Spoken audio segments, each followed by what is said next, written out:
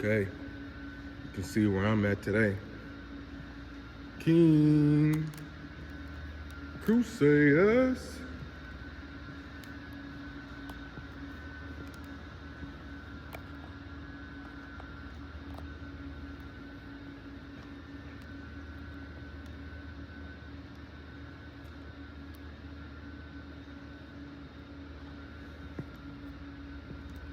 KC.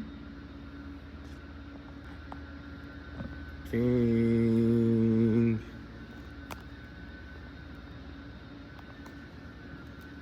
Crusaders.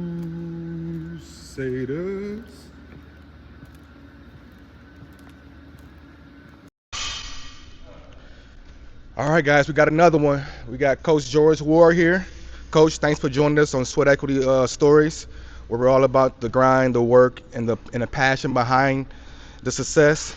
And Coach, tell everybody who you are, and tell us about your accomplishments as a player and also as a coach thus far. George T. Ward Jr., obviously, boys head basketball coach here at Martin Luther King Jr. Senior High School. Detroit Cooley High. I don't know if anything else needs to be said behind that. Late 80s. Enjoyed a wonderful time there with my teammates, obviously with my high school coach. Alabama State University. Actually tore my ACL my senior year of high school. Crazy thing about it. Didn't know it. Didn't even want to get it checked out. Broke my thumb my junior year going into the quarterfinals. So I knew there was no way I was going to stop playing my senior year. So, but anyway, coming home from school, had an opportunity. Actually, was demanded to come coach with Ben Kelso. Asked me to come coach with him. Started that. I was 25 years old, so probably looking at 1995, somewhere in there. And next thing I know, I've been coaching ever since. Didn't want to be a coach, I didn't think, until that first day I got my whistle. And once I got that whistle, once I started engaging with the guys, I'd always played with them, talked to them, and once I got that whistle, that was it. Mm-hmm.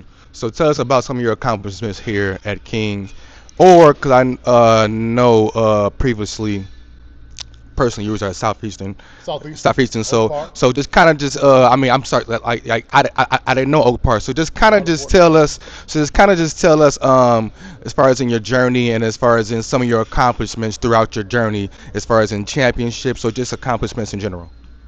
I think accomplishments, I think for me, I think the main thing that keeps me going is really not the trophies, as competitive as I am, as competitive as most of us are that do it. When I see my young men come up with their children, when I go to their weddings, when I see them out.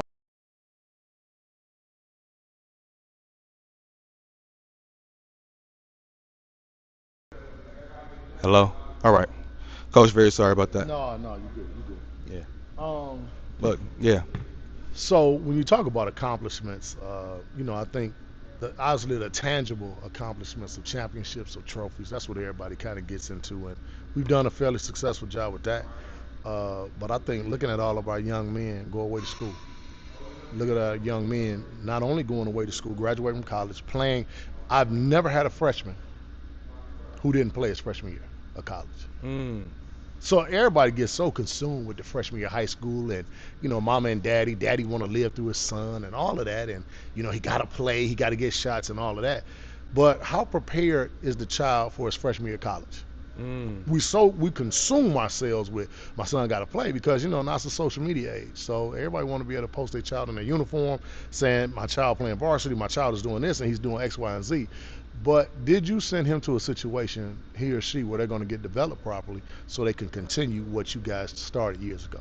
Mm. So I think for me, I think one of the accomplishments that we could say is we've had kids in the hallway because I'm really not a recruiter. I think everybody in the city kind of knows that. I don't really run around to all the middle school games or anything like that. I love spending time with my family on the weekends, but the little recruiting I do a lot of it in school.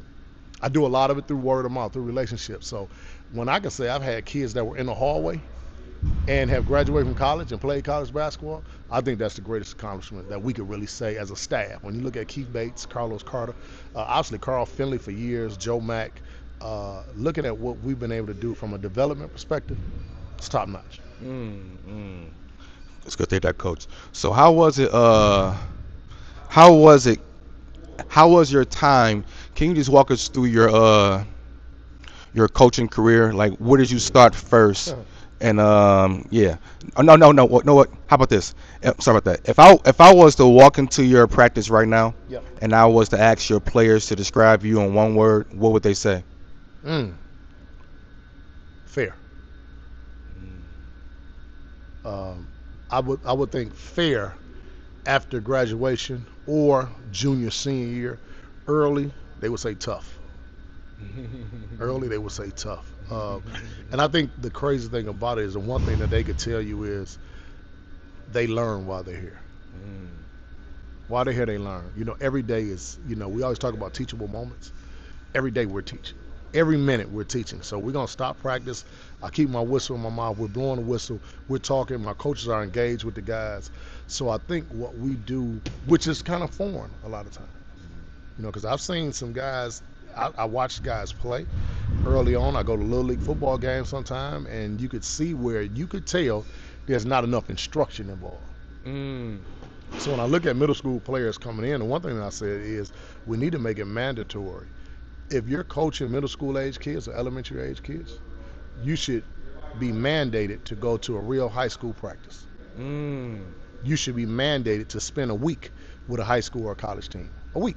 Mm. And, I've afforded that opportunity to a lot of people because, you can't stand in front of these young people and act as if you're coaching. And again, anybody spending their time with these young people, God bless them. We love them to death.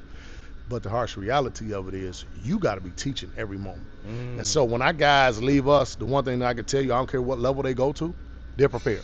I don't care what level they go to. We've had players go to the Big Ten. We have players go to the Big 12, regardless of what. Junior college, Division III, everybody's prepared. I haven't had one guy who wasn't prepared to do what he's supposed to do at the next level. And I think that's the greatest thing for us because everything is about teaching and accountability. Coach, I see you. I know you personally, and I know like a lot of your peers and everybody know you personally and know of you. You're a leader of men. So how do you pretty much? I know you say you teach them, they learn. Like I know for sure that this is not just about basketball. No. How are you talking to them about both basketball and life at the same time? How does that work? Well, I can tell you this. They will probably tell you that it is probably outside of the season, our conversation is probably 80-20. 80% life, 20% basketball. The one thing that I do know, you can't coach a young person, number one, if you don't know them. Don't try to coach somebody if you don't know them. Number two, don't try to coach the player. Teach the young person. Because you can't coach a young person if he's not being held accountable, if he doesn't understand responsibility, if he doesn't understand how to work within the framework of a team, of a family. So you could teach him how to you could teach him how to shoot with his left hand. You could teach him how to cross it over. You can do all those things. But if he doesn't know how to work within the framework of a family, of a team, then this will be the level that he'll play at, and that'll be it. So I think in season, we're probably 60-40, 60 being life, 40% being basketball. We practice at 6 a.m. probably 3 days out of the week during the season. It's to teach you to maximize your day. We talked about that earlier off camera. When my players go away to school and coach say, man, you got to get up at 5 o'clock.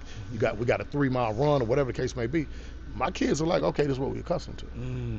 They're going to be accustomed to the jargon. They're going to be accustomed to the accountability piece. I think what's unfortunate for a lot of our players,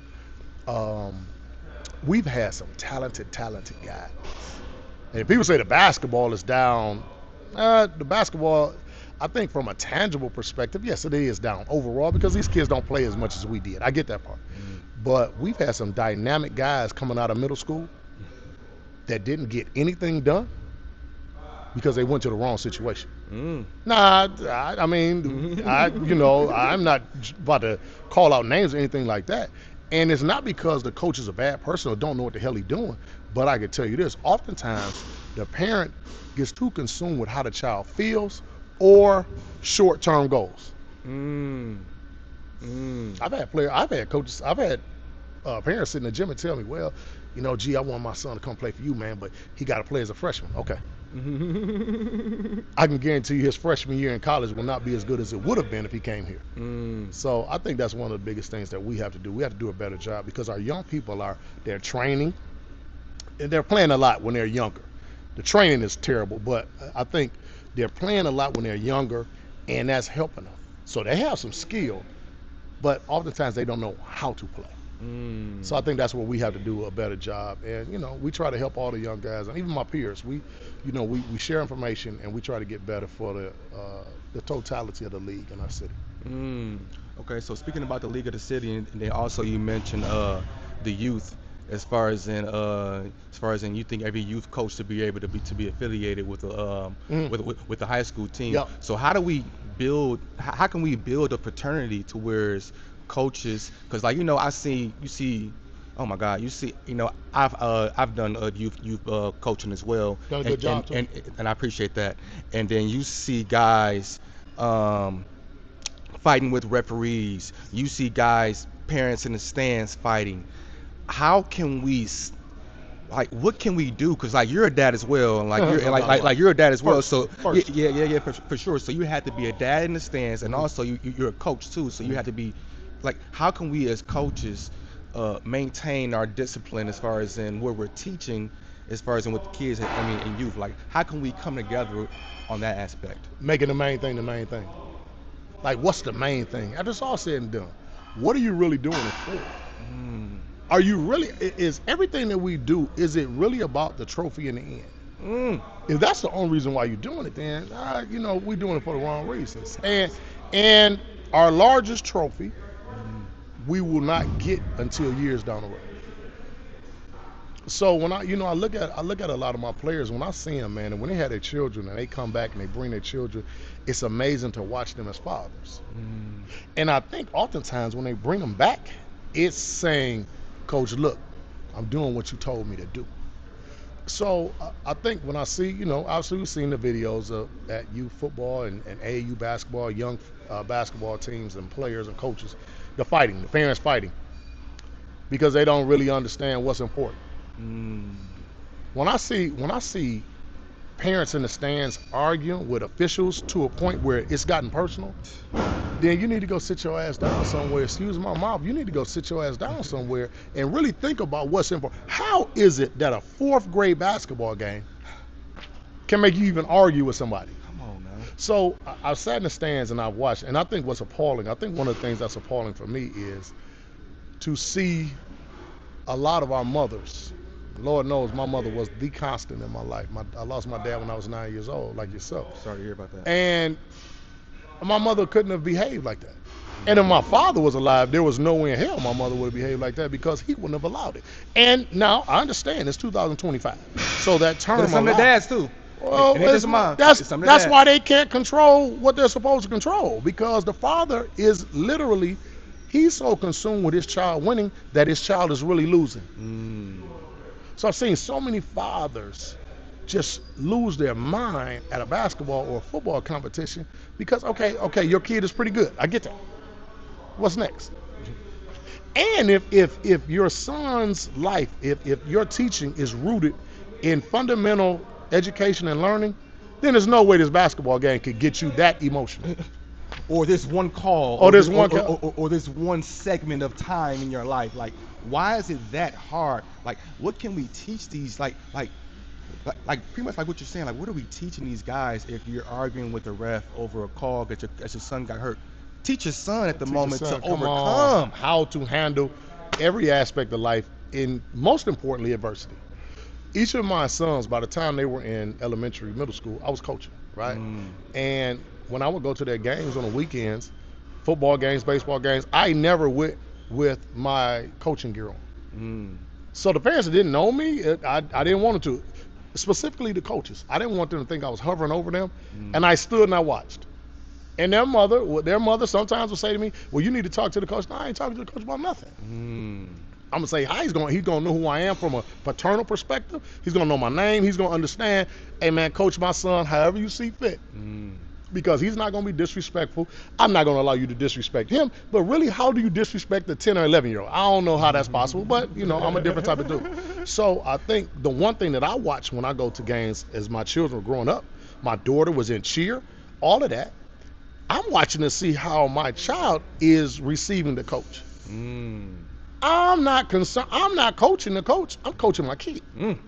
And I'm not coaching you to say, go out and win the trophy. I'm coaching you to make sure you're respectful. You're coachable. And if that coach says something to you and you turn up your nose or act like that coach done got on your nerves, then we're going to have a conversation prior to us getting to the car, and everybody going to know about it. And it won't happen again. Yeah. So when I look at all the things that's going on surrounding youth sports right now, we're so consumed with the shiny trophy, and that's why so many of our young people, I've gone to many a funeral of young men, and I hate to say this, that we can look back and see them in their little league uniform, and the kid was just on the little league team, just on the AAU basketball team, and I say to myself, somewhere we failed that child. Nah, you Didn't can hold them accountable. Something happens. Hey, listen, man. I got 2 or 3 players of mine. I got 2 players of mine that play for me at Southeastern that are incarcerated right now. Now, you listen to me. And the one thing that I say to myself all the time is, how did I fail them? I picked them up. I cussed them out. I held them accountable. I said, look here, man. Neither of them did I meet their fathers. But guess what I knew? I had to do everything I could to make sure that this young person lived the life that I wanted them to lead. And the crazy thing about it is, when it happens bad, you got to say to yourself, what could you have done differently? But look, let me just say something real quick to you right now, because you just said also you didn't have your father growing up at 9, and neither did I. You also said that every day 1 to 9 though. But but you said that they didn't have their fathers. So Yep. to be honest, it's up to the individual. You can get some motivation from your coach. You can get some motivation from wherever. It's up to you to be able to receive that. How do you make or pour into it, like tell your story, because like I'm pretty sure you told your story. You told them about your life. What can you do? Like, it's not your fault that they incarcerated. It's their fault. What do you do to be able to pour into those and to be able to, you can't save everybody. What do you be able to do to be able to have that mindset in mind when you're talking to these young men? Well, you got to give them everything that you have. And most of what you have has nothing to do with this rectangle that's behind us. So when I'm saying giving them everything I have, the conversations in the morning, each of those young men, I picked them up for school in the morning. They were on my route to Southeast. I would pick them up. We would talk. We would laugh. We'd have conversations, real deep conversations. And the conversations would roll over into how they're supposed to conduct themselves. So the one thing that I know is my father, 1 to 9, they had never experienced that. So I had a foundation, and my mother was a strong son of a gun. So when I look at each situation, a lot of times with my players is the enabling spirit of each parent oftentimes. And you have to ask them, say, look now, have you thought about how this person is going to be when they're 28, 38 years old, 35 years old? So I think for me, the one thing that I try to do is give them everything that I have, all the knowledge that I have, all situations. When I hear something in the news, when I read something in the newspaper, when I see something online, we talk about it. When I see something now on Instagram and related to life, I'll send it to them. Sometimes I'll say, all right, everybody tell me what's their thought process behind what you just said. Because you got to understand, when they leave these doors, everybody enjoys when a kid graduates. And black people, we lose our minds sometimes when a kid graduates from high school. We go overboard. But that's another story. I get worried because I'm saying, are they prepared for what they're about to encounter? And the one thing that... I'll be some roadblocks. It's gonna be some detours. It's gonna be some detours. Yeah. So are they prepared to handle that? When you have paved the road of gold for them, and they've never had to overcome anything because you've been there to put an umbrella over their head. How are they prepared? It's no rain. How are they prepared? So I think for me, the one thing that we got to say to ourselves is, you know what? Give them everything that you have. Even when you have bad experiences in your life, Talk to the young people about it. Yes. Tell them how you erred. Tell them how you wish you could have made a better decision, and if they're faced with the same thing, how they could be better equipped because of the knowledge that you gain. Yeah. So most of the conversations really can't be about basketball, and if they are, you need to find another job. So how did you deal with, as far as in this question real quick? How did you deal with the you said you see the youth coaches? How did you deal with the daddy boy aspect for you, as far as in dealing with coaching your son? Well, it was never a daddy ball Well, for the, me. the, 'Cause the I didn't daddy coach boy them. stigma. I Oh, didn't, wait, you didn't coach him? not when they were young. Okay, but you did coach him at In King high for school. sure. Both of my sons, Torian and Jaleel, I coached them in high school. I trained them, and I gave them to other coaches when they were little. I didn't want, number one, I was so invested into what I was doing, and I did not want them to have the only voice that they heard from a coaching perspective. I didn't want it to be mine. So on Saturday, I was loving going to watch them play. During the week, when my sons played in the city leagues and things like that in middle school, I was happy because I could sit back and watch the game. I didn't say nothing. I literally went to the game, and I can say this, I'm an expert. I didn't dog a referee. I didn't dog a coach. One day my son, and it will be him, it wasn't black at all. Torian wouldn't do it. Well, he will. G said to me one day, he said, man, he got in the car, they lost the game. He said, man, my coach, she don't know what she's doing. It was a lady at the time. He said she didn't know what she was doing. I would have got a child abuse case if it had been filmed. I said, man, I wish the hell you would at damn 10 or 11 years old talk about an adult. You don't get the opportunity to tell somebody that your coach don't know what the hell they doing. You don't know what the hell you doing. And if you ever disrespect an adult like that again, I'll finish breaking your neck off. Well, I think for me, the one thing that I always did, I sat back, I watched, I observed, and I would never put my child in the hands, I would never put my children in the hands of somebody that was not in their best interest. I wouldn't do it. The move for us, when I watched Torian in middle school, I made sure that he was with great coaches. I made sure that his little league teams were in the hands of good coaches. When I moved Jaleel to the Michigan Playmakers, his first year he didn't even play because he came middle of the season, and they had one of the best sixth grade teams you would ever seen in your life. It's a true story. And I didn't care if he didn't play. I knew he probably wasn't going to be able to crack the rotation. Everything was already set. All of those kids are playing college basketball over just about graduated right now. All of them when he was in the sixth grade. I didn't care that he wasn't going to play. My thing was about the development. When I looked at the Playmaker organization, I said, this is what he needs to be around. I didn't want him around some ass-kissing men. I didn't want him around some men that were going to allow other children, because they were talented, to do what the hell they wanted to do. That would have been counterproductive for our family. Not just for him, for my grandchildren, for my unborn grandchildren, that would have been counterproductive for them. So I was raising a boy to become a man, to become a father, to become a husband. I wasn't just raising a basketball player. So it was never going to be daddy ball. When they got to high school, they played for me, and I probably punished them for being my son. Each of them. I could say this. I could look back on it and say, you know what? Maybe I was too hard on them, but, hey, the one thing I could say, this life ain't going to be easy. So their mama would look across the table sometime and roll her eyes, and she mad, and hey, you know what? We can look at them right now. One is a college graduate. The other one is graduating from college this year. I think we've done our job. Because as a dad, you only trying. Or as parents in general, at that moment, you're new to that experience at that moment. So you're only trying what you know. You know what I'm saying? You're only trying what you know, and only doing what you feel is right at that time. Be honest, the greatest thing about it, I think being a coach has made me a better parent. Because I watch a lot of bad parents. Or just parents in general. You get to see a lot of parenting. And you see see a lot some of great great parents. I'd say mostly great. You see a lot, and you see so many great parents, see so many bad parents that you get to see and say, look, you get to look and say, okay, this is what I'm gonna take. Because I've stolen some things from some of my parents, and I've looked at some of my parents and say, well, I'll never do that.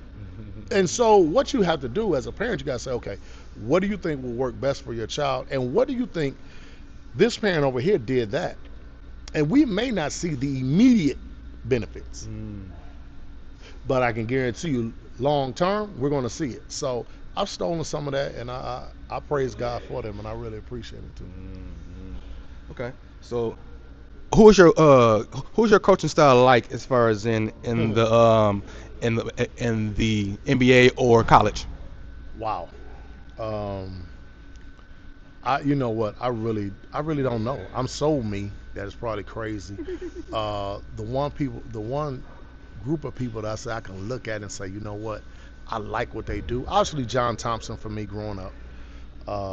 You look at John Chaney growing up. Watched him. I'm gonna tell you who I really loved in the NBA. Popovich. Mm. I love Popovich in the NBA, but there are a lot of wonderful coaches. I think for me though, I didn't have to, like Dennis Edwards of the Temptations said, don't look any further. I had the opportunity to play as a young person for Ben Kelso, obviously, but against Perry Watson. Mm. Coach Elbert Richmond over at McKenzie High School. So when you look at the guys that we grew up around Hmm. and got to see and got to compete against, and becoming a coach in high school, being able to talk to some of these guys now that were coaching when you were a player, oh, it's a magical thing. So we could pull out of a lot of them. And I think for me now, obviously Benny White is big bro for just about everybody. I guess I'll lie to myself and say that he's closer to me than he is most of these other guys, but that's a lie. But I think Benny White, Arvis Young, when you look at it, I just interviewed Benny White too last yeah, week. Benny White, Arvis Young are big bros for me, man, and I'm able to lean on them and talk to them all the time. They're on my speed dial. They call me when I'm doing pretty good. They'll let me know. When I'm doing pretty bad, they'll let me know too. Oh And yeah, that's what love this that. thing's all about. Oh yeah. Oh yeah, love that coach. Okay, so who was your favorite NBA player growing up? I guess growing up early on, it was the doctor. Mm. Number 6. I remember at St. Timothy Catholic Church on Puritan, Harlow, playing Little League. I had to get number 6. I had a yellow jersey with the blue numbers. I won't forget it. Had the blue shorts. I wore number 6. But as my game started to evolve and I just fell in love with passing the basketball, I mean, it's obvious it would be Magic. Mm. So I think if you watch the game of basketball and got an opportunity to really watch Magic play, Hmm. I swear I wish we could have had the NBA package at that time. To be Yeah. able to watch what he did every single night would have been crazy. So I think the IQ, the passion, the love, the vision, all of that made it where it was crazy. And then after that, I'm going to tell you, even during the whole Jordan piece and all of that, when the Bulls were really winning, I watched 33 every night on WGN. I watched Scotty. Mm. I loved watching Scotty. When I became a young adult, just watching Pip do everything was amazing to me. So those are the guys that you really kind of could look at and say, you know what, damn. And then of course the Iceman from here. Mm. Yeah, yes sir. Yeah, Gerv scored so easy. As it was almost like he was on some smooth ice skates or something, man. So those were the guys I really looked at. But I know you are still you're still in the game. I know you still watch the game. Who are some of the guys you like today? Oh, Bron. Bron. And now you're looking at some of the younger guys play, but you know, it- the Ant Man. Mm. When I look at Anthony Edwards, his tenacity, SGA, Mm. the mid-range game, Hmm. so smooth, plays at such a pace and a toughness and a physicality to him, and it really doesn't look like he's really doing nothing. Hmm. But his toughness, IQ, and physicality in that mid-range game, it's kind of funny. I got one of my kids in the weight room right now. I'm looking at all my guys. They're in the weight room now. Obviously, with fit guys, they up at King, man. They come up 3 days a week. I don't mean to tell everybody what we're doing, so don't call him either. I'm just kidding. Call him, man. Anthony Baker does a great job. Nephew is amazing. Man, But come on now. it's one of my guys in there working out right now, and he has the potential to be SGA. He Mm. has that kind of game. He has the athleticism, the handle. I want him to look at SGA and say, you know what? I need to get that toughness, and I need to believe in this mid-range game and the physicality around that free throw line area. Hmm. Oh my goodness. Mm. Yeah, I love Mm. it. I love it. Okay, so coach, who is some of those guys? You know, some of those programs who you just like. You know what? This is gonna be one of those games, man. Some of your high school fraternity buddies. This gonna be one of those games, guys. Strap your shit up, Yeah, strap your boots up. yeah. It's gonna be one of those games, guys. So just bring your stuff. No complaining. Bring it, cause I know this or these coaches is gonna bring it. Who are some of those guys or that guy Well, or that program? well, you know what? I can't. I mean, the first name comes to mind. It's just totally obvious. I think for us, it's Michigan and Ohio State. I think you go up 23 to get to Columbus from Ann Arbor. So for us, down the street, it would have to be green and white, man. And for whatever reason, when I was at Central, he was at Northwestern. When we were up and coming at Charlotte Ford Academy, my first high school job at an alternative school, he was at Rogers, controlling Class D. Obviously, Steve Hall. I don't care what happens. I think for each of us, I don't think the talent level really matters as much. What he does, and it's more than one way to skin a cat. So his way of doing what he does is his way. I definitely wouldn't do it. But he's mastered it, the way they defend and the way they kind of cause chaos. Very organized offensively, play with a lot of passion, a lot of pride. So he's the first, obviously, because he's right here. My Puritan brother, love bro for me, Hall of Famer himself, Ken Flowers, obviously at Henry Ford. I think it's amazing that he's not getting the players that he should get. When you look at some of the coaches that are getting players, and I'm thinking like, there's no way in hell I would send my kid to this guy in front of Ken Flowers. But Ken is going to have those guys ready. They're going to look good. They're going to play hard. They're going to be organized. They're going to play together. They're going to play like he played, tough, smart, all over the place. They're going to be in great shape. So Detroit Henry Ford, Muskegon, obviously, Keith Guy, up there in Muskegon, one of the top coaches in the country. They're the same way, just going to get after you. It's like playing against a version of ourselves. So when you look at those guys, Dewan Young, who's back in the high school game now, went away to coach at college for a minute for the females. He's back home now. So a lot of these guys are doing wonderful things when you look at it. And, Pierre Brooks, you kind of look at him and look at what he's doing over at Fred D. And everybody thought when Pierre graduated that was going to be it. But he's retooled and reloaded, man. And as a matter of fact, I think he's probably doing the best job that he's done in his coaching career over there right now. Look at what he's doing. So a lot of guys you look at, James Scott, obviously back at Chandler Park, and people on my all the little bros for me that I've been around, you look at them, you're saying, oh, he's back over there, or is he at Liggett now? No, he's not at Liggett anymore. Oh, he's back over at Chandler Park? Okay. Yeah, now And then, Waddell Henry. So many guys that are doing such great things. Vanias Jordan, who is amazing tactician over at Fitzgerald. And then Derek David James Clark, man, my understudy, who's not at Summit, who won the state championship of 5 in the next few years, man. So it's a lot of us out here doing some great things, man, and it's wonderful for our young people. Come on now, talk that talk. I love to hear that. So take us back. Where did you grow up, and what was life for you like as a kid? I'm a Puritan boy. I'm a Finkel boy. 6 Mile too. Whitcomb and Puritan, Greenfield and Puritan area, Greenfield and Finkel. Was blessed because both my parents went to Central. My grandmother lived at Linwood. My maternal grandfather lived at Southfield and 7 Mile. So I had the best of every world you could think of. But again, the foundation of it is Finkel. You got Puritan and Finkel area, homeowners, families, provided a great sense of structure for me, a great sense of unity, a great sense of learning. It was an area that was conducive to learning. Learn how to cut grass, taking pride in what we did. And I think the city was like that then, but I could really appreciate where I grew up and how I grew up. Professional parents. My dad dies. My stepfather, my bonus dad, Raymond Miles, as wonderful a human being as you'll find. Professional dude. So I learned about being a father through observation. I got some lessons verbally, but most of those lessons that I received from my family, it came through observation, me watching. And me watching the love that the women bestowed upon the men in my family.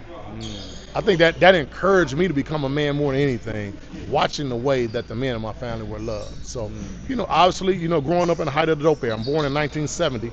The 80s were the 80s. Guys selling what they were selling, doing what they were doing. I didn't get into that because the family wasn't gonna have it. I didn't get into that because I had a foundation of self.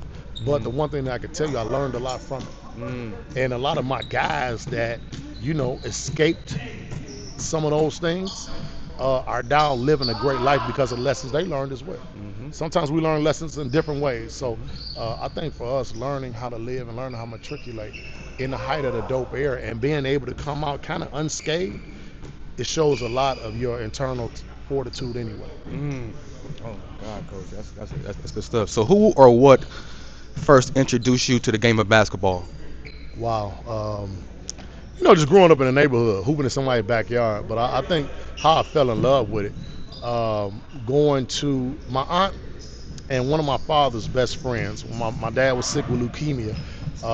My auntie, my paternal aunt, took me to Callahan Hall. Mm. She was a Central grad herself. Central had won the city championship, and they were playing in the Operation Friendship. Now that I know what it was, they played Catholic Central. Mm. Barry Spencer played for Catholic Central. It ended up going to Notre Dame. I was a reader, so I followed people, I understood.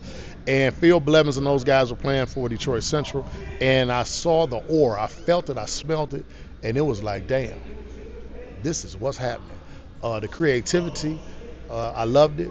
And, just kept playing. Initially, I was a baseball guy. Mm. All of us played baseball, right? You look at anybody that's born in the 70s, 60s, everybody played baseball. Mm. Everybody played baseball. Mm. And looking back on it, that was such a great social thing for us because everybody could play. Mm. You had to have 9 guys sometimes, and we were so creative, we would put a guy in right center. We called it right center. So you had 10 guys on the field. So you had 20, minimally you had 20 people playing. Mm. That's neighborhood love. Oh my God, I was gonna say that. And you're sharing a mitt.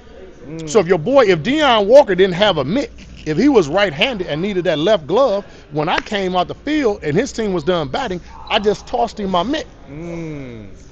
That's yeah.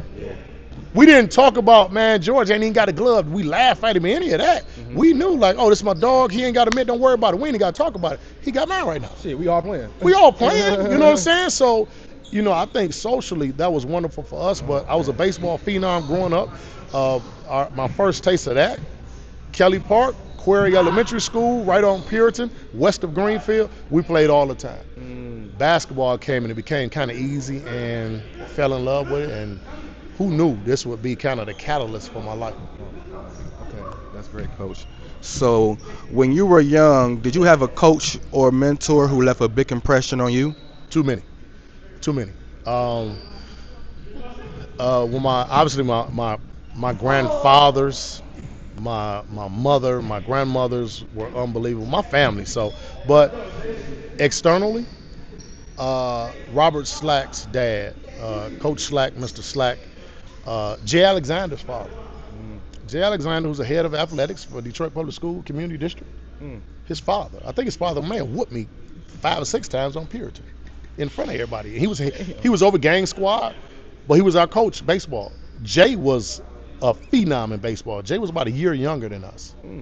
But Jay damn near could have played with the Tigers by the time he was 15. He could pick that sucker up and he was amazing. His dad was our coach. So I got a chance to really look at, so when people see me on the sideline, they think, oh man, he's like Kelso. I'm probably more like Coach Alexander. He was unreal, but taught every aspect of the game and controlled the neighborhood. So when I look at guys like him, I look at Perry Watson, you got an opportunity to see real men.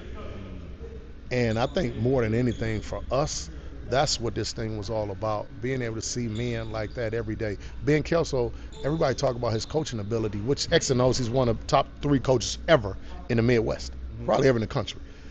He never missed a day of work. I never saw him look like he was inebriated. I never saw him look like he didn't want to be bothered. And he didn't have an assistant coach. For the years that we were really, really making it happen, he called his own timeouts, did his own subs, kept track of the fouls, everything. Now, Gary Green, God rest his soul, was a wonderful human being, but he worked all the time. So he would come during our playoff run and really kind of assist and help out Coach. And really just was there for some moral support. But Coach didn't have an assistant coach for all those years. And for him to not miss a day of work, And sometimes, I mean, he would be so busy. Sometimes we would have to go pick his daughter up from school. Sometimes he would have forgot it was his day to pick his daughter. So we would leave, get his van, the responsible guys. So when you look at guys like him and guys like Coach Watson, who didn't lose sight of family, you know, this you talk about consumption. This consumes a lot of your time. School is closed. We working. We working right now. I could be doing something else. And so I understand that my children have had to loan me out from time to time. I understand that. I understand my family, they haven't had to suffer, but I understand some of my time goes into what I do, right? So when you see men like that, being able to balance family, being able to balance the love and the passion that they have for this, and still give us the love that they gave us that we needed, those are the guys who I can look at and say, good God Almighty, thank God for them. I think like guys who pour into you like what you're doing, man. I mean, I would never been able to make it, to be honest, No, if I would never to be able to have guys who I can see, or just being able to know myself on just what I'm looking at, just looking at every individual, but have positive people who I can be able to say, you know what, just thank you for oh what you yeah. said, thank you for what you did. You don't even know if you did something, but just thank you, period. Like, Every year, the Southwestern Prospectors boys basketball alum, every year they have pretty much a Perry Watson day. mm, They feed him, let him have his cigars, they kick it, they fellowship. And, you know, T. Will and Keith Bates, you know, I'm blessed. Keith Bates is with me every day. You know, I'm his assistant coach. I'm on paper, I'm the head coach, but Keith Bates is the lead. mm, And Bingo talks about how Perry, with his daughter, with his wife, the love that he gave to them. T. Will talk about the love that he gave to them. It's amazing to see they still love this man to death. And some of them tell me all the time, say, man, this dude is really like my pops. mm, This dude's like my pops. So now I have players, some of them are 40. mm. And when they call me and say, Pops, what's up?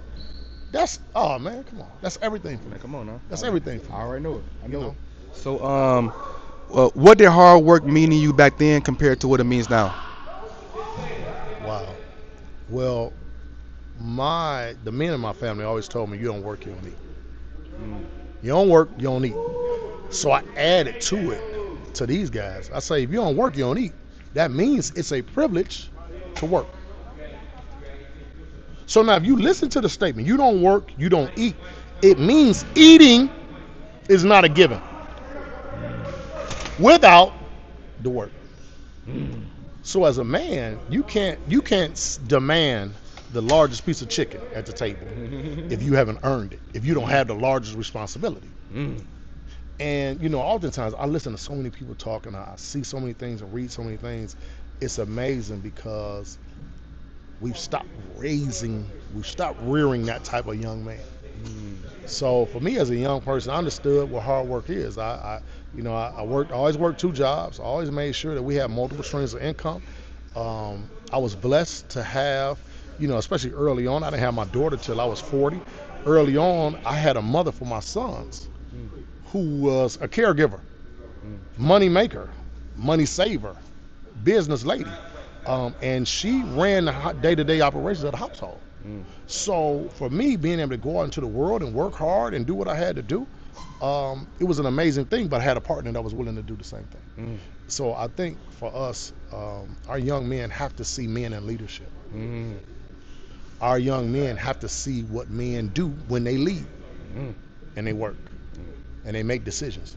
And most times, they make decisions that people aren't happy with. And as the leader, you got to be happy with that. mm. I go to bed, I sleep well every single night. Sometimes the cat's not happy with me. Sometimes my son or my daughter not happy, but I don't care because I know I've made decisions that was best for them long term. And that's what this thing is all about. Ooh, shit. Damn, coach. Okay, hello. Wow, wow, wow, wow. So walk us through your playing career. What was your style like on the court? Mm. It's crazy because I think all of us, you know, obviously you play the game, you love score the basketball, so on and so forth. I think for me, playing at Detroit Cooley High, I could be really, a lot of us could have been trivia questions. When you look at it, I think I played with at least 7 guys that were all state. So now you playing with Ralph, you playing on the team with Michael Tyler, you playing with Daniel Lighton, Yaman Sanders played at USC. You playing with all of these guys, Maurice Benson, right? Who is one of the least talked about, Derwin Good, right? Reese, one of the least talked about other guys, played at UAD. Was the MVP of the state championship game in 1988. So what I had to do once I realized, like, okay, look, we got to make sure that this thing goes well. You got to play your role. You got to do everything that's needed. And I think that came from that mindset really came from being in a family. I took the garbage out. I cut the grass. I washed the dishes. You know, I'm an only child. I had to do everything. So within the framework of a team, you got to be willing to do everything. So I think for us, when I could look at Mike and realize, okay, I see how he feeling, what he need, and I could hear the big fella grunt.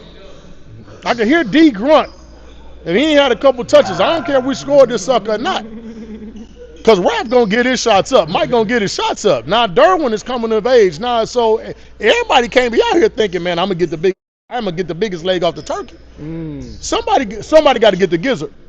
Somebody got to eat something they don't want to eat. Somebody got to just say, I ain't eating no meat today. Well, I'm looking at the big fella and I'm thinking, man, if he don't touch this thing in a minute, He done playing D. Shit. Don't worry about it. Hey, coach, hey, let's run stack. And he knew what I wanted. Sometimes I drive over the top. The guy trailing it wrong the whole 9. But I'm going to get this sucker. Big fella, don't worry about it. I got you. Don't worry about it. So I think for me, that was the biggest thing. Like, okay, who's going to be the adhesive? Who's going to keep this continuity going? We played. One went to Michigan.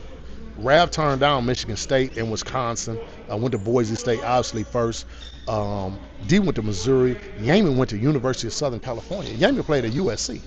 Yaman's a legend. Oh, yeah. See, and it's crazy because unless you play in that era, most people didn't know that. Reese played at UAD. Derwin Good was as talented a player as anybody has ever seen, and they know they still talk about it. Right? So what are you going to do to help the program now? You got to be willing to do everything. And that's what I try to teach these guys every single day. What are you going to do to win? Now, I know what your mama telling you. I know what your daddy telling you. Your daddy don't, hey, I love it. I love it. He picking you up every day. I love that you come to school clean. But when it comes to this basketball thing, everybody can't get 15 a night. You got to do what's best. And it's the crazy thing about it. Let's do what's best to win. Because the people that do what's best to win are the people that the teammates really remember. That I know. That I know. Coach, so do you remember a moment that tests your grit as a player or as a coach? Oh, tearing my ACL my senior year. That's it's not even close. But I think bigger than that is realizing that you are with some guys that really, really could play, and every single day you had to bring it. In 1987, my junior year in high school, this is funny. After summer league, the Detroit Cooley High Cardinals never scrimmaged anybody. We scrimmaged ourselves. Coach would divide the teams up. Again, he didn't have a assistant coach. Coach would coach the team. Ralph, Mike, D, Yaman, Earl Stark. Now, I don't even know how. That's as good a team as you'll ever find. Me, Reese, Derwin, Reggie Cash. So we're the second team. But as I'm playing, I'm coaching that team. And I learned at that time, Coach gave me the autonomy to change and switch defenses. Because in his mind, he knew, all right, only team really can beat us is probably Southwestern and maybe somebody else. Cody was ultra talented, McKenzie, but he kind of knew we were going to beat those guys. My medal was really, really challenged at that time, learning how to manage guys their minds, the way they moved, while I'm on the court with them, changing plays, all that, changing defensive, all that, was really special for me. It really brought me here. I think as a coach, I don't think nothing has really been too challenging because in a big scheme of things, what's important, we're good at raising young men. And everybody come to a game and everybody thinks what's important, but they don't know this kid, he struggles reading. You talking to me about, well, this kid should be this and he should be that. No, when we develop a player, we develop the person first. A lot of guys coming to high school, you see them and you don't know them. Bobby Womack said, you get to see the side of me that you pay to see. So you pay your $5, you see that. You see this kid from here. You don't know what this kid had to go through this morning. You don't know that I made this kid go back in the house and brush his teeth. You don't know that this kid didn't know how to cut grass or shovel snow or didn't have any accountability or response. You didn't know that. You know what you see, and you said, oh, this kid is talented. I think so. For me, winning the games is cool. I like to win. I hate to lose. I like to win, but I hate to lose. But winning is them. Winning is looking at Bate come up here 3 days out of the week and watching.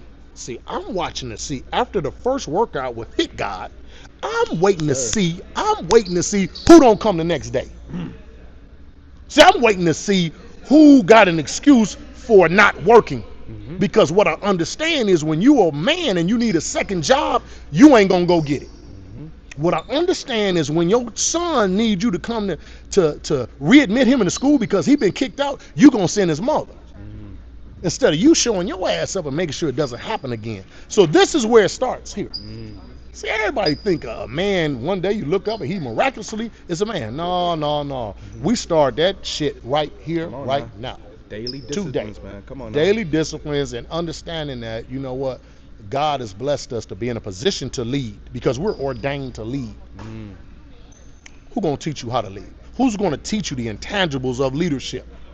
And if you don't get it, you never will. If you wait till 20-something to get it, then what have we done? And we could look at every man around him and say, you failed him to a certain degree. But it won't be me. It won't be our staff. Do you need a moment, Coach, to get everybody together? We good. Okay, bet. Thanks. Okay, so that's perfect. So basically, if I was to look at your old game footage, what would we see? Would we see hustle, flash, leadership, or all? Because it seemed like you were already leading at a young age. Yeah. Like would we see hustle, flash, leadership, or would we see all Not three? no flash.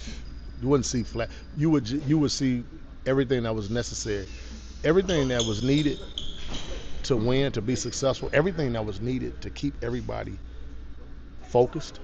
I think what's even more hell of a is even you can look at in certain games, it's crazy because one of my boys called, he's like, damn man, state championship, man, coach took you out, man, he forgot to call you back, man. I laugh about it, and it's crazy. I said, well, you know the crazy thing about it?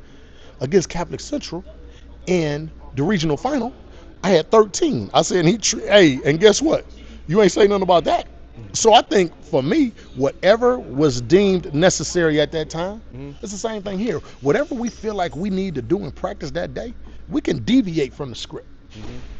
If we say, okay, we need to work on this, we need to work on that. But if I feel like, nah, this didn't go right yesterday, we're going to deviate from the plan. But we're going to make sure that we take care of everything. And my guys that are the most successful, the guys that are the most successful in high school are the IQ guys. So when we leave a huddle, when I was playing, we could leave a huddle, I could look and tell who forgot to play. And I would go tell them. I wouldn't embarrass them. I wouldn't, because I ain't want coach to hear and coach be, you know what, you're dumb, man. I wasn't going to have that. But I'll pull them to the side. Hey, dog, you got to go set the screen. You got to go set the screen for Rav. Man, make sure you do X, Y, Z. You got to go set a cross screen for D, man, because remember, coach said if we go. So I think right now, the one thing I try to instill in our guys is IQ, is discipline, is dedication. That's what this thing is all about. Coach, I'd love to hear that too. Okay, so that's perfect. So When you're talking about that, at what point did you know that coaching was your path? I was grown. At 16 years old, my high school coach told us, he told me, Michael Talley, Raphael Peterson, he said, man, you know what? You guys are going to be some great coaches one day. Now, this is a true story. I'm pretty good. I ain't that good. I can't make this shit up. So this is what happened. We're playing against Cody High, our rival. Everybody knows Southwestern when it came to state championships, city championships, it was us and SO. But what people don't really realize is how good Cody was. So we're at halftime of a game. And, we're doing pretty well. Cody had jumped out a little bit, but then we kind of, took things over. And Coach asked us at halftime, he said, now, look, George, what do you think? And I'm thinking like, damn. Gave me some chalk, because ain't no marking on, gave me some chalk to the board and said, tell us what you see. And after the game was over with, he said, you know what, Michael, I'm going to tell you now, you, Raphael, and George are going to make some amazing coaches one day. Now, I'm 16 years old. You ain't hearing me, D-Walk. I'm not thinking about coaching basketball. When he said it, I'm thinking like, dog, maybe these two, man, I'm straight. Hey, I'm good. You done did all this hollering, man. I ain't, man, the hell with some basketball, man. I'm, dog, I ain't coaching when I'm done. And, again, once I started coaching, I first coached Willie Green, head coach of New Orleans Pelicans. Michael Gardner, my guy, who's like a little bro to me. Marcus Lucy, that group there, Sylvester Dotson, God rest his soul, at Cooley High School. When I started coaching that group, I'm thinking to myself like, wow, this is really what I want to do. And here we are now. I could look at some of the guys that are coaching now. I'm saying, damn, I remember coaching against him. To see that Willie has retired from the NBA and is now the head coach of the New Orleans Pelicans is amazing, because I remember coaching him every day. So when I look now, I think the league is doing well. Our young coaches are coming up. We need more who understand the game. But yeah, man, that's when I knew I wanted to coach. When I started coaching those guys, I really knew then I didn't want to do nothing else. Wow. Okay. So, was there a specific moment or player? I mean, you've been doing it for a while. Moments or players that confirmed from you, like, yeah, this is why I coach. Wow. I think if I had to say, if I had one player to say, one of my guys now, Tyler. For a moment. Uh, Sorry about that. Sorry about interrupting you. You know what? It would probably be. This sounds crazy. Kalante Miller was the best senior in the state of Michigan his senior year. Percy Gibson was captain of the Dream Team his senior year. Being able to coach my son and we win a city championship together, just a hell of a moment. But when I look at it, I think Carlos Carter. I think him playing for me at Southeastern, now coaching with me here as my associate head coach, took him down to his visit to Kentucky State University. Didn't have an offer yet. Was as good a point guard, just so solid. Couldn't steal it from him. Could check you, was tough, a leader, the whole nine. And got some information, and we drove down to Frankfort, Kentucky. And I remember telling his mother, I said, listen, and she was close to my family, didn't even know it until later on. I told her, I said, well, once Los goes away to college, he'll be the captain of his program, and once he graduates, he'll come back and coach with me. And that's exactly what happened. Los is an old man, so initially, he kind of resisted a little bit. Los felt like he come in, whoever was coaching with me didn't know as much as he did, so he like, man, if I ain't come coaching the JV right away, I ain't coming. So eventually he came, but I think I could look at him outside of the obvious, my sons coaching them. I think I could look at him and what he's done with his life, and I could look at Ed Brown and William Washington, Michael Bergen, Durrell Flemister. I could look at all these guys, Kalante Miller, and say, wow, these guys are now hell of a fathers. Like after it's all said and done, Stephon Bustle, I talked to him not too long ago. D'Angelo Haley played overseas for so many years, but to look at what they've been able to do as men. See, other times you talk to coaches, and the first thing they talk about, Leonard Baker, graduated from Southeastern High School, the first dude in his family to go away to college, graduated from Southern Mississippi University. To see these guys that I got on their nerves, and to see them now as men is, as they say now, you talk about crazy work. No, it's crazy work right now. And right now, I could probably say there's not too many high schools in this state that have as many college basketball players playing right now as we do. You look at the obvious, Chauncey LaRon Willis Jr. at Minnesota. I tried to tell everybody when he was 14 years old, like, hey, look, when we done with him, ain't nobody gonna be better than him. And he was already good, but you look at him now, and people are like, man, he gonna be a pro. I said, I told you at 13. Shit, this wasn't nothing new to me. So, you look at the guys that have been here in the last 5 years. We got guys playing a little bit of everywhere. And when guys leave here, they go play. When guys leave here, they're prepared to play. So they come back. This is the hub, and I'm just glad I've been a part of it. I'm glad you are too, Coach. So, how does coaching compare to playing in terms of the grind? I think you probably have you're a little more anxious coaching because you don't have as much control.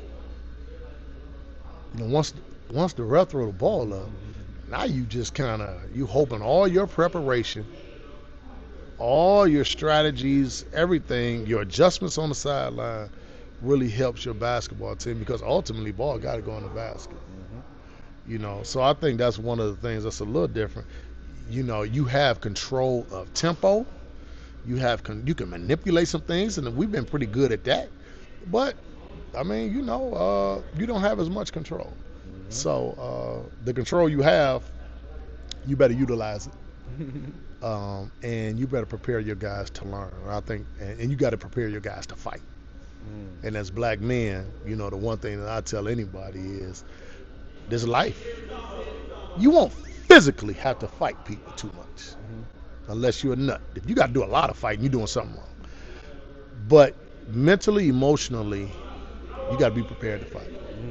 And you got to understand now, you got to understand how to fight. You got to be able to talk your way into something. Got to be able to talk your way out. So I think for me, the coaching piece is cool. It's rewarding because you get to truly see the fruits of your labor, not necessarily that night, but years down the road. Yeah. Wow, Coach, I love to hear that one. Okay, so when you hear the phrase sweat equity, what does that mean to you? Wow, sweat equity. Shit. You got to put your sweat, blood, and tears into whatever it is you're trying to do. I loved when I saw that you came up with that as a name.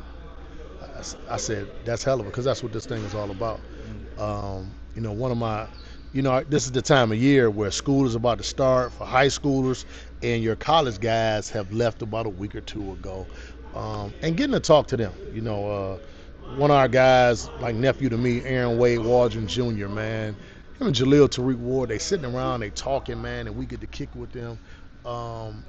Just seeing the sweat equity that they put in now, outside of the court. Understand, it got to be a class on time. Got to, because you 21, 22, got to maintain your social life. You got to do all of these things and still do it with a smile and do it with some confidence. And do it without sacrificing your manhood. And understanding how you got to conduct yourself as a young person. So when you hear sweat equity, shit, as an adult, every day you got to put in that sweat. Sometimes the sweat is not going to be from the physical sweat. Sometimes it's just going to be straight mental. And understanding that, you know what? If you don't work, you don't eat. So you got to have that sweat equity. You got to. That's a great coach. Oh, wow. So how do you teach your players how to value hard work over shortcuts? If you try to take a shortcut here, you won't play. So I can teach you non-verbally. Those that take the shortcuts don't play. That's hey, you don't get any more simple than that. Your ass try to take some shortcuts, you won't play. Ooh. And if you think that you're gonna listen to someone else as opposed to what we teaching you, you probably ain't gonna play. Oh my God. Yep. Oh, just that simple. Yep. Okay, so what's a drill or a practice habit you swear by to build mental toughness? Whoa. We do a 4 out and 4 in drill every single day. That really teaches you how to play defense, how to communicate defensively. And I know when you see us, yep, you're going to say, damn, they can check. But I also think we have a drill when we'll play as teams up to 4 or 3 points, sometimes 5, where we start off with 2 dribbles. Everybody can, when you catch it, you only get 2 dribbles. That's full court. We're going full court denial. Mm-hmm. It's a hell of a conditioning drill. Then we drop it down to 1 dribble. And then we'll go to 0. No dribbles. It teaches you how to catch. It teaches you how to reverse pivot with the basketball. It teaches you footwork. And it teaches you how to pass. You know, so many times we come in the gym and everybody grab a ball. First thing you do with the ball, everybody, even as a little kid, you get it, you want to put the ball in the basket.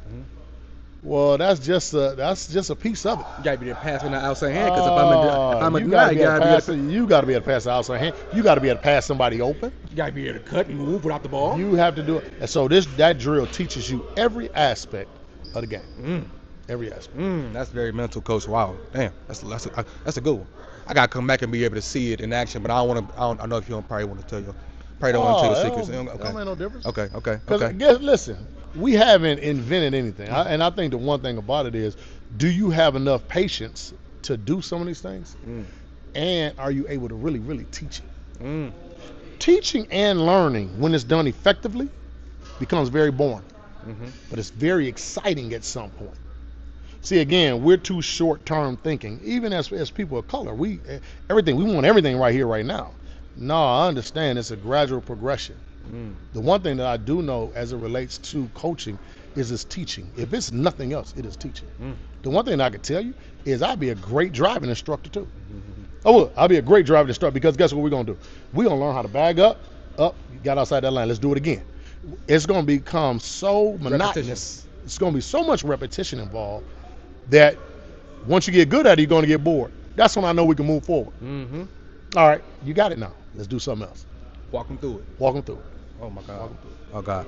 So do you think today's generation of athletes has it harder, easier?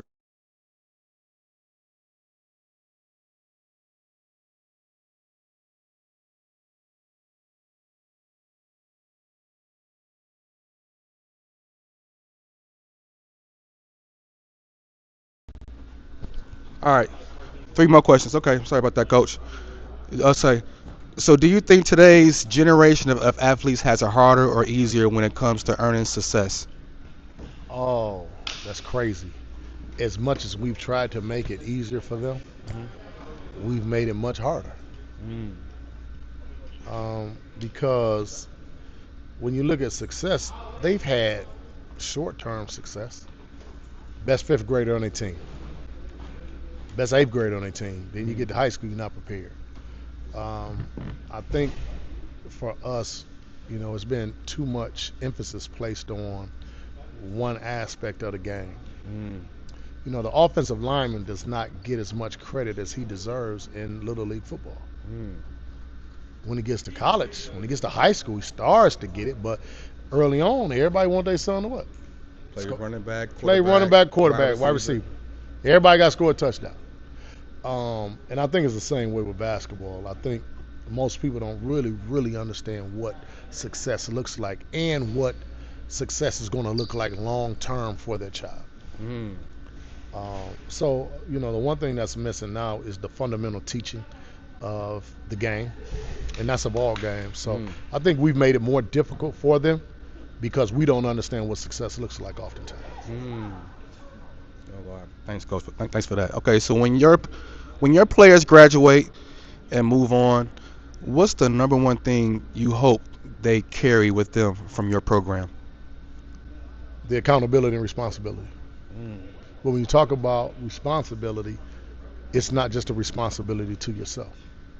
It's a responsibility to your family. It's a responsibility to your community.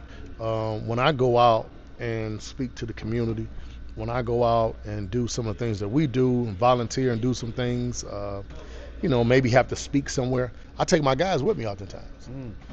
Mm. Last year we were in 11th precinct. We passed out winter accessory items to the community. I had my players with me. Mm. And it's crazy because this one particular day, it was frigid. Mm.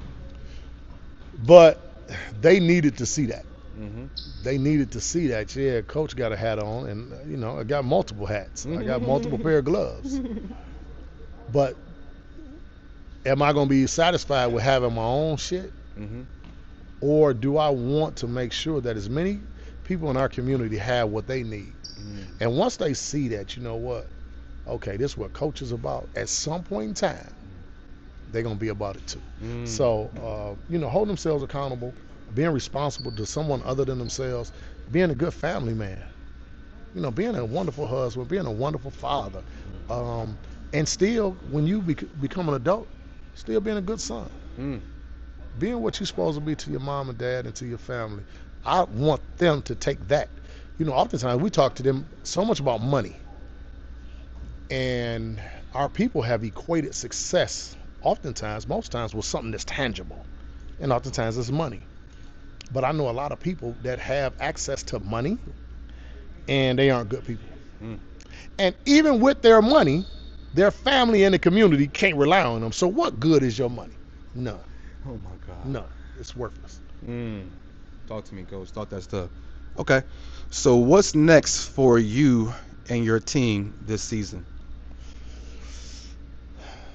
Staying on the honor roll. Making sure that 5 people tell you thank you every day. Mm. That's what we talk to them about. 5 people should tell you thank you every day. You should do something. It really should be more than that. But you should do something for 5 people every day to make them tell you thank you. Mm. So even if you tell Miss Jones, hey, Miss Jones, hi, your hair looks nice today. Hold the door open for Miss Johnson. Whatever it is, 5 people should tell you thank you. Mm. If you give the young lady next to you, let her see your pencil because she didn't have one and you got one in your book bag. Mm-hmm. Have 5 people tell you thank you every day. That means your day wasn't in vain. Mm. Because if you wake up every day and the only thing you do is do something for your damn self, you wasn't no good to nobody. You really wasn't good to yourself. Mm. Damn, coach. Oh, wow. That's a powerful one right there. Wow. That's powerful. Appreciate it. Wow. If you could leave this audience with a line about success, hard work, or life, like your own personal sweat equity motto, what would it be? Winning is not a birthright. Winning is not a birthright. Everybody don't get to win because everybody is not willing to do what it takes to win. Mm. Everybody say they want to be great. Mm-hmm. Most people ain't willing to do great shit. Mm. Now, when we think about it, you look at organizations over the years that have never won. It's not because they didn't get the talent. They're getting a number 1 pick. At some point, you done picked somebody good. Mm-hmm. What happens to culture, what you do every day will determine how much you win. We've never really been 500 in all the years I've been coaching. So when people ask me, man, how y'all going to be this year? I kind of chuckle like, how you think we're going to be? Shit, we're going to be good. We're going to be good. And I think for us, what these young people are willing to do for me and for themselves and for their families every day sets them apart. At some point in time, they're just willing to do what everybody isn't. And that's why at some point, yep, this team is going to be good, this team is going to be good, this team is going to be good. But guess what you do know? Mm-hmm. Wherever we at, we're going to be good. Mm-hmm. Mm-hmm. Now, I don't care what happened. Central, wonderful place. My parents graduated from there. Southeastern, I still miss 3030 Fairview. Mm-hmm. Love it. Love the people over there. But I understand everybody can't win at every spot. It's only a few of us that can. And I will say, it's only a few of us. Mm-hmm. So that's why I can appreciate my staff, appreciate what they do every day, and appreciate these young people and their parents because they've allowed us to be what we need to be to help these young people. Well, Coach G. Ward, I can say this, man, like you're a very Whenever I hear your name, only thing I hear is greatness attached to it from your Must peers. not be talking to everybody. No, no, I mean, no, no, no, I'm no. just I talking. mean, I know, but like, I only hear great things as far as in generally. There you go. There you go. But as far as in from your players, from what I hear, Mhm. from what I see great things, great demeanor, the way you talk to people is to bring great out of them. Yeah. So I do want to appreciate you giving me your time, because to me, if you're saying yes to me, you're saying no to something else. And to give me your time is one of the greatest things that we have. Yeah. And for you to give me your time, I highly appreciate that. You walk, man. We appreciate the love, but more importantly, we appreciate what you're doing. You've always reached out. Hey, coach, man, I need your time for 5 minutes, man. I gotta ask you something. What you think about this? Can I do this? Can I come up in your gym? Can I bring my kids to? For you, it's about the kids. And what I love about it is you've played the back. You always put your players forward. You always put sweat equity into what you're doing, and your young people have benefited from it. Damn. This thing, no, I can tell you, because this thing is not about you. And you could tell that through your actions. So you keep doing what you're doing, man. I ain't got a whole lot much longer time here. And I know, watching young men like yourself, that we going to be in pretty good hands. We just need more of you. Ooh, Coach, thank you. Thank you, brother. Thank you for Proud saying of that, man. Oh my God, thank Proud you. of you. Much love, Coach G Ward, I got to get one of King those High sweat School. equity shirts, man. Come on, man. That's why I wear. That's why I wear the bucket hat for you. Come on. I Oh, wore man, I wore that for you because I sound know that's like your Michael style. Gardner, man. I know that's your Yeah, style. that is my I got style. something for you. I got That something is- for you. Yeah, All right, I need that one too. I got you, man. I do it for this. It's the gray one. It's the gray one because we Yeah, had King, I man. love it. Black and white and gray. King Crusaders, Coach G Ward, Sweat Equity Stories. Sweat Thank you. equity, man. I love And it. also check out the podcast. State Champions Podcast. Y'all know the deal, man. We ain't talking just to talk. Check us out. We're all about edutainment. We gonna educate you, but we gonna have a little entertainment at the same time. So, hey, man, we appreciate y'all. We love y'all. Hey, listen, pay attention. Let's do what we gotta do for our community. We need each other. All day long. Coach G Ward, love you, man. Love you, man. Proud of you. Thank you. Yep. Sweat Equity Stories, baby. Coach G Ward, the basketball player of the year, football player of the year. Here in this story.